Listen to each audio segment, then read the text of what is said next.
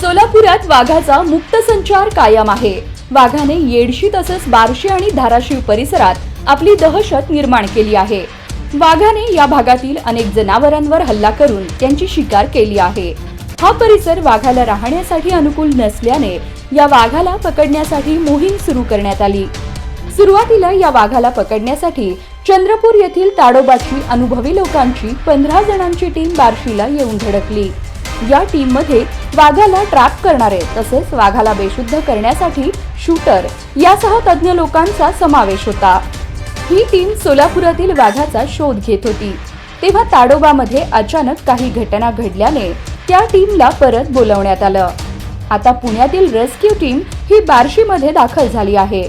या टीम मध्ये 8 सदस्यांचा समावेश आहे, पण या टीम मध्ये शूटर नसल्याची माहिती मिळत आहे। जर या टीमने वाघाचा शोध घेतल्यास त्या वाघाला बेशुद्ध करण्यासाठी जो अनुभवी शूटर लागतो तो नसल्याने वाघ पकडला जाण्याची शक्यता कमी आहे। नेमकी ही रेस्क्यू टीम फक्त वाघाचा शोध घेऊन काय करणार आहे हे अद्याप समोर आलेलं नाही। यामुळे लोकांमधून विविध चर्चांना ऊत आलाय।